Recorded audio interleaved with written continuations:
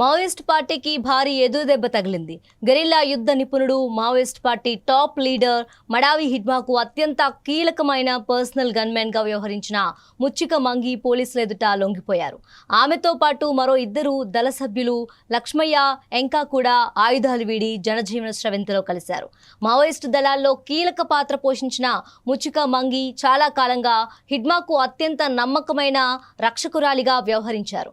PLGA సభ్యుడిగా చురుగ్గా పనిచేసిన మంగి భద్రతా బలగాలతో జరిగిన మొత్తం 7 భారీ ఎన్కౌంటర్లలో నేరుగా పాల్గొన్నారు. విప్లవ భావజాలంతో అనేక చర్యల్లో భాగమైన ఆమె మారుతున్న పరిస్థితులు, భద్రతా దళాల నిరంతర నిఘా నేపథ్యంలో లొంగిపోవాలని నిర్ణయించుకున్నారు.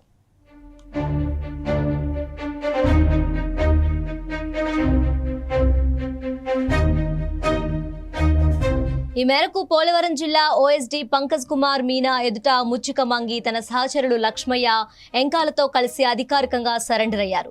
ఆయుధాలు వీడి శాంతియుత జీవితాన్ని గడిపేందుకు ముందుకొచ్చిన వీరికి ప్రభుత్వం నుంచి లభించే పరిహారం, పునరావాస పథకాలు వర్తింపచేస్తామని పోలీసులు తెలిపారు. హిడ్మాకు అత్యంత సన్నిహితుడైన మంగి లొంగిపోవడంతో ఏజెన్సీ ప్రాంతాల్లో మావోయిస్ట్ కేడర్ బలహీనపడిందని భద్రతా దళాలు భావిస్తున్నాయి. పోలీసులు చేపడుతున్న ముమ్మర గాలింపు చర్యలు, ప్రభుత్వం అందిస్తున్న పునరావాస అవకాశాల వల్ల పలువురు దళ సభ్యులు ఒక్కొక్కరుగా బయటకు వచ్చి సరెండర్ అవుతున్నారు.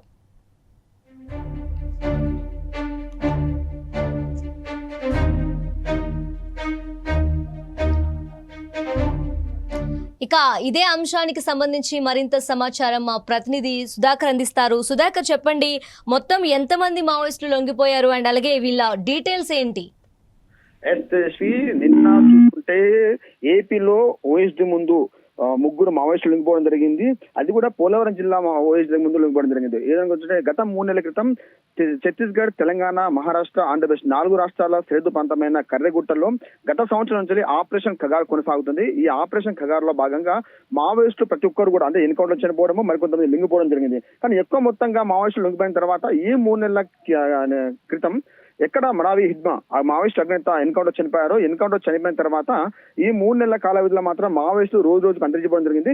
అయితే గతంలో చూసుకుంటే మాత్రము రాష్ట్ర ముఖ్యమంత్రి కూడా ఒక మాట చెప్పడం జరిగింది. రాష్ట్రంలో మానవ మనుగడ ఉన్న రోజులు మాత్రం, దేశంలో మానవ మనుగడ ఉన్న రోజులు మాత్రము మావోయిస్టులు కష్టం ఉంటారని చెప్పడము. అంతేకాకుండా గత 15 రోజుల క్రితము తెలంగాణ DGP కర్రెగుట్టలో పర్యటించడం జరిగింది.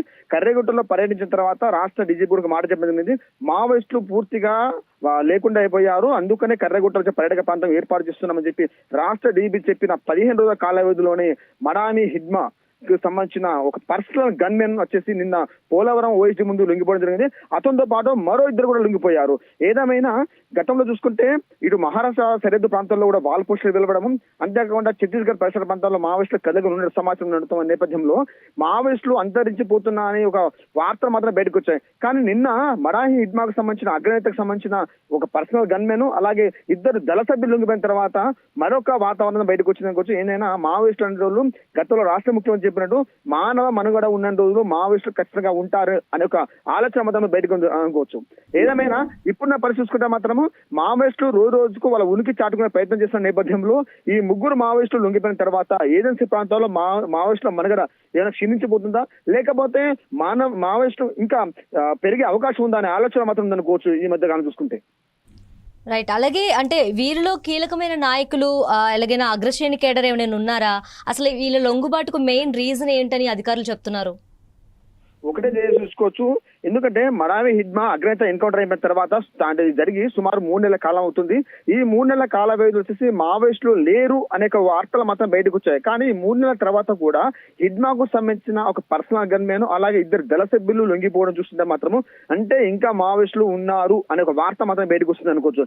ఏదేమైనా వీరి మీద గతంలో చూసుకుంటే మాత్రం అంటే భద్రతా బలగాలకు మావోయిస్టులు భారీ ఎన్కౌంటర్ లో ఇప్పుడు వచ్చిన హిడ్మాకు సంబంధించిన పర్సనల్ గన్మెన్ మంగి చూసుకుంటే మాత్రం 7 ఎన్కౌంటర్ లో ప్రత్యక్షంగా పాల్గొన్నట్టు మాత్రం సమాచారం ఉంది. వీరి మీద కూడా రివార్డ్స్ ఉన్నాయి. అయితే వీరు గతంలో కూడా కేంద్ర రాష్ట్ర ప్రభుత్వాలు సిబ్బంది మావోయిస్టులు అభయారణ్య వీడి జనజీవన సంస్థతో కలిస్తే మాత్రం వారి పేరు మీద ఉన్న రివార్డ్స్ వాళ్ళకి ఇస్తాము, వాళ్ళ జీవనోపాధి కల్పిస్తామని చెప్పడం జరిగింది. అయితే నిన్న OSD ముందు లొంగిపోయిన తర్వాత మాత్రం వీరికి కొంత రివార్డుకు సంబంధించిన అమౌంట్ ఇస్తామని చెప్పి OSD చెప్పడము, అలాగే రాష్ట్ర కేంద్ర ప్రభుత్వాలు వాళ్ళకి ఇస్తామని చెప్పి అమౌంట్ కూడా ఇస్తామని చెప్పి ప్రకటన చేయడం జరిగింది. కానీ ఇప్పుడు చూసుకుంటే ఈ ముగ్గురు లొంగిపోయిన తర్వాత మరికొంత మందికి ఏమొస్తుందంటే ఖచ్చితంగా మావోయిస్టులు రోజు రోజుకు పుంజుకుంటున్నారనే ఒక ఊహ మాత్రం బయట కొనసాగుతుంది. ఎందుకంటే ఎన్నికౌంటర్ జరిగి 3 నెలలు అవుతుంది.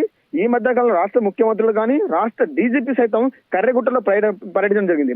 ఒక రాష్ట్ర డీజీపీ కర్రెగుట్టలో పర్యటించిన తర్వాత అక్కడ చెప్పడం జరిగింది ఏంటంటే ఇటు ఛత్తీస్గఢ్ కానీ మహారాష్ట్ర కానీ ఆంధ్రప్రదేశ్ ఈ 3 రాష్ట్రాల సరిహద్దు ప్రాంతంలో పర్యాటక ప్రాంతంగా కర్రెగుట్టలను మేము చేస్తున్నాము. కానీ ఇప్పుడు మావోయిస్టులు లేరని చెప్పిన 15 రోజుల కాల వ్యవధిలోనే 3 మావోయిస్టులు లొంగిపోవడం మాత్రం ఒక సందిగ్ధ వాతావరణం నెలకొనుకోవచ్చు. ఈ సందర్భాన్ని చూస్తే మాత్రం ఖచ్చితంగా మావోయిస్టులు పుంజుకుంటున్నారనే ఒక ఊహ మాత్రం కొనసాగుతుంది తేజస్వి. అయితే లొంగిపోయిన వారిలో ఎంతమంది అంటే మావోయిస్ట్ ఉద్యమంలో ఉన్నారు, ఎంత కాలంగా ఉన్నారు, అలాగే లొంగిపోయిన వారి దగ్గర నుంచి ఏమైనా ఆయుధాలు కావచ్చు, మందుగుడ సామాగ్రి కావచ్చు, ఏమైనా స్వాధీనం చేసుకున్నారు అధికారులు?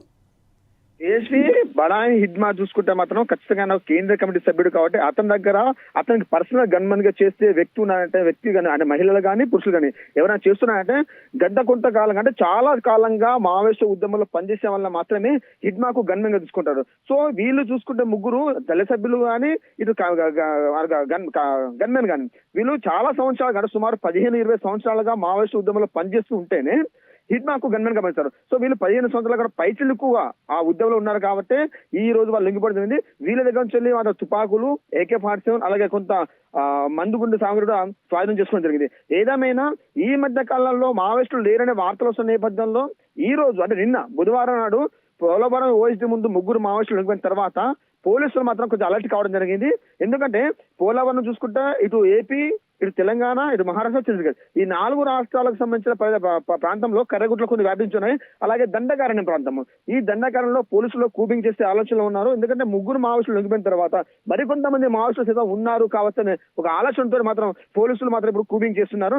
ఏదేమైనా రాష్ట్ర ప్రభుత్వాలు కానీ కేంద్ర ప్రభుత్వాలు కానీ మావోయిస్టులు మీ అభయారణ్యం వినండి, మీరు జనజీవన సమస్య కలిసిపోతే మీ మీద ఉన్న రివార్డ్స్ మీకు ఇస్తాము, అలాగే మీ కుటుంబ సభ్యులతో మీ జీవనం కొనసాగడానికి మీకు ప్రత్యేక చొరవ చూపిస్తామని చెప్పి కేంద్ర రాష్ట్ర ప్రభుత్వం చెప్పడం జరిగింది. ఈ చెప్పిన నేపథ్యంలో చాలా మంది మావోయిస్టులు గతంలోనే సుమారు 1500 మంది మావోయిస్టులు లొంగిపోవడం జరిగింది. అగ్రనేతలు సైతం లొంగిపోయారు. కానీ నేతలు లొంగిపోయిన తర్వాత ఈ 3 నెలల కాల వ్యవధిలో మావోయిస్టులు లేరి అనే ఒక వార్తలు వస్తున్న నేపథ్యంలో నిన్న ఈ 3 మావోయిస్టులు లొంగిపోవడం, అందులో హిడ్మాకు సంబంధించిన గన్మెన్ లొంగిపోవడం మాత్రం ఒక పెద్ద చర్చగా మాకు కొనసాగుతుంది. ఎందుకంటే మావోయిస్టులు ఎవరు లేరనుకో సమయంలో హిడ్మాకు సంబంధించిన ఒక గన్మెన్ బయటకు రావడం ఒక ఉత్కంఠ వాతావరణం నెలకొందనుకోవచ్చు ఉదేశ్. అయితే లొంగిపోయిన వారికి అంటే ఆ ప్రాంతంలో మావోయిస్ట్ కార్యకలాపాలపై ఎలాంటి ప్రభావం చూపే అవకాశం ఉందంటారు? ఖచ్చితంగా దేశ్. ఎందుకంటే ఏపీ అంటే ఇప్పుడు ఈ 4 రాష్ట్రాల సరిహద్దు ప్రాంతం మొత్తం వచ్చేసి దండకారణ్యం. ఈ దండకారణంలో మావోయిస్టులు ఒకప్పుడు కంచుకోటగా ఏర్పరచుకున్న కర్రెగుట్టలే మావోయిస్టులకు ఒక కంచుకోట ప్రాంతం. అటువంటి కర్రెగుట్టల్ని పోలీసులు అలాగే రాష్ట్ర ముఖ్యమంత్రి సైతం ఆడికి వెళ్ళేసి ఆ ప్రాంతాన్ని పర్యవేక్షించడము, మావోయిస్టులు లేరని చెప్పడం నేపథ్యం కనబడి ఉంది. ఈ నేపథ్యంలో ఈ 3 రోజుల క్రితము అంటే గత 15 రోజుల క్రితం వచ్చేసి రాష్ట్ర డీజీపీ పర్యటించిన తర్వాత ఇవాళ ఈ 3 లొంగిపోవడం చూస్తుంటే మాత్రం ఖచ్చితంగా ఏజెన్సీ ప్రాంతాల్లో మావోయిస్టులో మనగడ అంటే అలజడి కొద్దిగా ప్రారంభమైంది అనుకోవచ్చు. అందుకనే పోలీసులు సైతం ఈ కర్రెగుట్ట ప్రాంతాల్లో కానీ ఈ దండకారణ్యంలో కానీ ఎక్కడ మావోయిస్టులు సంచరించే ప్రాంతాలు ఎక్కువ ఉంటాయో ఆ ప్రాంతాల్లో కూంబింగ్ నిర్వహించే అవకాశం ఉంది. ఏదేమైనా పోలీసులకు ఈ 3 మావోయిస్టులు లొంగిపోయిన తర్వాత ఖచ్చితంగా మావోయిస్టుల ప్రాబల్యం పెరుగుతుందనే ఒక వార్త మాత్రం బయటకొచ్చిందని గుర్తు. అయితే అంటే ఈ లొంగుబాటు కార్యక్రమం అంతా కూడా ఎక్కడ ఎవరి సమక్షంలో జరిగింది అంటే అలాగే ఈ ఇన్సిడెంట్ పై పోలీసుల ఏమైనా అంటే ఏదైనా అనౌన్స్మెంట్ ఇచ్చారా దీనికోసం? అంటే తెలంగాణ రాష్ట్ర డీజీపీ మాత్రమే కర్రెగుట్టలో పర్యటించడం జరిగింది. రాష్ట్ర డీజీపీ మాత్రం కర్రెగుట్టలో పర్యటించిన తర్వాత మావోయిస్టులు మాత్రం అణచివేత జరిగింది, ఉన్న మావోయిస్టులు లొంగిపోయారని చెప్పింది. కానీ తెలంగాణలో లొంగిపోకుండా ఆంధ్రప్రదేశ్ సంబంధించిన పోలవరం ఓఎస్డీ ముందు ఈ 3 మావోయిస్టులు లొంగిపోయిన తర్వాత తెలంగాణలో మావోయిజం తగ్గింది, కానీ ఆంధ్ర ప్రాంతంలో మాత్రం ఇంకా మావోయిస్టులు ఉన్నారనే ఒక వార్త అయితే కొనసాగుతుంది. ఎందుకంటే ఇప్పటి వరకు ఆంధ్రప్రదేశ్ నుంచి ఉన్న ఓఎస్డీ కానీ అలాగే ఆంధ్రప్రదేశ్ డీజీపీ కానీ ఎవరు కూడా మావోయిస్టులు లేరని చెప్పి ఏ ఒక్క వార్తాపత్రికల్లో కానీ ఒక ప్రెస్ మీట్ పెట్టి చెప్పలేదు. కానీ తెలంగాణ రాష్ట్ర డీజీపీ మాత్రం చెప్పడం జరిగింది. సో తెలంగాణ రాష్ట్రంలో మాత్రమే మావోయిస్టులు తక్కువ ఉన్నారు, కానీ ఆంధ్ర, ఛత్తీస్గఢ్, మహారాష్ట్ర ఈ 3 ప్రాంతాల్లో మాత్రం మావోయిస్టులు ఇంకా కొంతమంది ఉన్నారని మాత్రం అనుకోవచ్చు దేశి. అలాగే ఫైనల్ గా అంటే ఇంకా ఎంతమంది మావోయిస్టులు లొంగిపోయేందుకు సిద్ధంగా ఉన్నారనే సమాచారం ఏమైనా ఉందంటారా పోలీసుల దగ్గర, మనం అనుకోవచ్చు ఏమన్నా?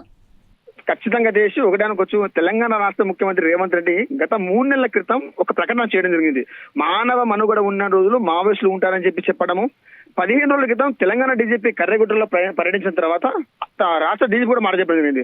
కర్రెగుట్టల్లో మావోయిస్టులు ఎవరు లేరు కాబట్టి మనం కర్రెగుట్టలను స్వాధీనపరుచుకున్నాము, కర్రెగుట్టల్ని మనం పర్యాటక ప్రాంతంగా చూస్తున్నాం అని చెప్పడం. అంటే రాష్ట్ర డీజీపీ చెప్పిన మాట ఏమో లేరని, రాష్ట్ర ముఖ్యమంత్రి ఉన్నారని చెప్పడం. అది ఇది తెలంగాణ రాష్ట్ర వ్యాప్తంగా మాత్రం కొనసాగుతుంది. కానీ ఈ రోజు నిన్న లొంగిపోయిన మావోయిస్టులు మాత్రము ఆంధ్రప్రదేశ్ కు సంబంధించిన పోలవరం ఓఎస్డీ ముందు లొంగిపోయారు. సో ఇప్పటికీ రాష్ట్ర ప్రభుత్వాలు కానీ రాష్ట్ర పోలీస్ శాఖ కానీ అధికారికంగా మాత్రం ఇంత మావోయిస్టులు ఉన్నారని ధృవీకరించలేదు. కానీ 3 నెలల తర్వాత అంటే హిడ్మా చనిపోయిన తర్వాత 3 నెలలు కూడా ఈ ముగ్గురు వ్యక్తులు అంటే హిడ్మాకు సంబంధించిన పర్సనల్ గా ఎక్కడ ఉన్నారు, ఎక్కడ తల దాచుకున్నారు ఒక అనే చర్చ అయితే కొనసాగుతుంది. ఎందుకంటే హిడ్మా చనిపోయిన తర్వాత హిడ్మా భార్య ఇద్దరు చనిపోయిన తర్వాత మావోయిస్టులు అనే వాళ్ళు 90% లొంగిపోయారు, లేరు అనుకున్నారు. కానీ గత 2 నెలల క్రితం వచ్చేసి మహారాష్ట్ర సరిహద్దు ప్రాంతంలో ఒక వాల్ పోస్టర్ రావడము, అంతేకాకుండా మొన్న రాష్ట్ర ముఖ్యమంత్రి రేవంత్ రెడ్డి మేడార పర్యటన వచ్చినప్పుడు ఒక ఫ్లెక్సీ కూడా అంటే వచ్చిన పేపర్ ప్రకటన కూడా రావడం ఒక గోడ అందించడం జరిగింది. మేము ఇంకా ఉన్నామని చెప్పి అంటే మావోయిస్టులకు సంబంధించిన సానుభూతి పట్ల పార్టీ పేరు ఒక లేఖ రావడము, ఈ రోజు నిన్న వీళ్ళు లొంగిపోవడం, ఇదంతా చూసుకుంటే మాత్రం ఖచ్చితంగా మావోయిస్టులు ఇంకా ఉన్నారు అనే కదా అనుకోవచ్చు. Right Sudhakar, thank you.